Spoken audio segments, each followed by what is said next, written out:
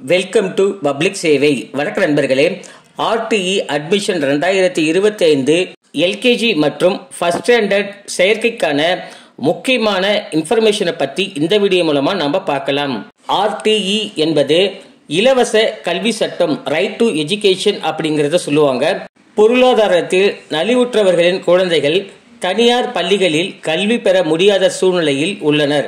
கடந்த 2009ஆம் ஆண்டு இலவச கட்டாய கல்வி சட்டத்தை மத்திய அரசும் மாநில அரசும் இணைந்து அனைத்து தனியார் பள்ளிகளிலும் எல்கேஜி சேர்க்கையில் 25% இடஒதுக்கீடை ஏழை எளிய மாணவர்களுக்கு வழங்க வேண்டும் என்பதே ஆர்டிஇ சட்டத்தின் முக்கிய நோக்கம்.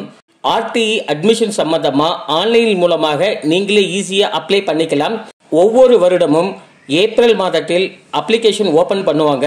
அந்த விதத்தில் இந்த இயருக்கு ஏப்ரல் மாதம் 2025 கண்டிப்பா ஆர்டிஇ அட்மிஷன் ஓபன் ஆகும். பட் இதுவரைக்கும் கன்ஃபர்மேஷன் இன்னும் வரல.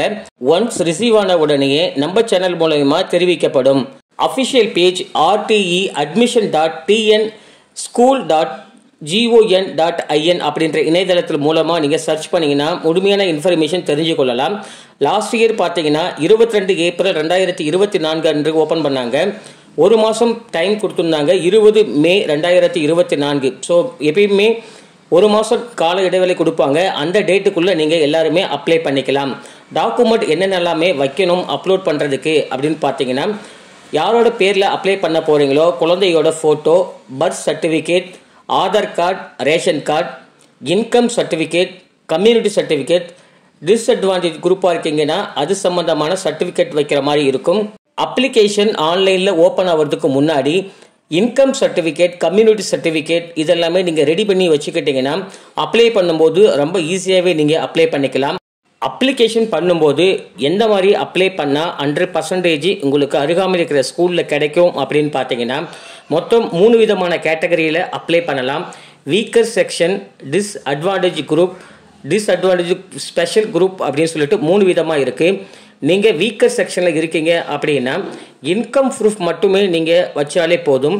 இன்கம் ப்ரூஃப் உங்களுடைய குடும்ப ஆண்டு வருமானம் 2 லட்சத்துக்குள்ளே இருக்கிற மாதிரி நீங்கள் வாங்கணும். டிஸ்அட்வான்டேஜ் குரூப்பாக இருக்கீங்க அப்படின்னா இன்கம் சர்டிஃபிகேட் வைக்கணும் அவசியம் இல்லை.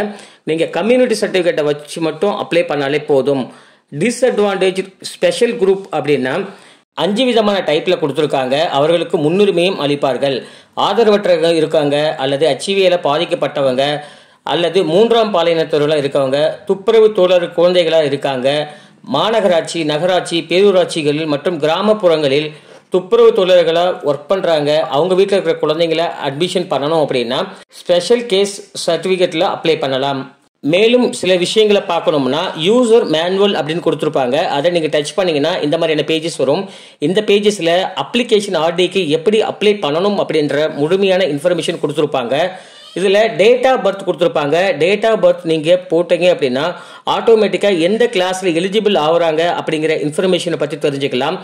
எல்கேஜியாக இருந்தாலும் சரி, இல்லை ஃபர்ஸ்ட் ஸ்டாண்டர்ட் இருந்தாலும் சரி, டேட் ஆஃப் பர்த் என்ன கொடுத்துருக்காங்களோ ஸோ அதன்படி தான் நீங்கள் அப்ளை பண்ண முடியும். ஒரு குழந்தைக்கு எத்தனை ஸ்கூலில் அப்ளை பண்ணலான்னு பார்த்தீங்கன்னா, உங்களுக்கு சரௌண்டிங்கில் 2 கிலோமீட்டருக்குள்ளே இருக்கணும். நீங்கள் வச்சிருக்கிற அட்ரஸ் படி 5 ஸ்கூல் வரைக்குமே செலக்ட் பண்ணிக்கலாம். அந்த 5 ஸ்கூலில் மட்டும்தான் அப்ளை பண்ண முடியும்.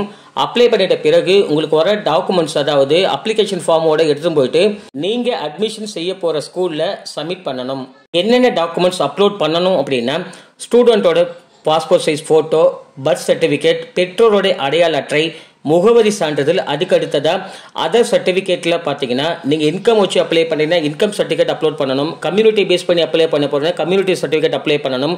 ஸ்பெஷல் கேஸில் நீங்கள் அப்ளை பண்ண போகிறீங்கன்னா அதற்கான சர்டிஃபிகேட் ரெடி பண்ணி வச்சுக்கிட்டு அப்ளை பண்ணீங்க மட்டும்தான் உங்களுக்கு அட்மிஷன் கிடைக்கும். இதை தவிர வேறு ஏதாவது உங்களுக்கு தகவல் தேவைப்படுதுன்னா கமெண்ட்ல கேளுங்க. கண்டிப்பாக நம்ம சைடு தான் உங்களுக்கு ஹெல்ப் பண்ணுறோம்.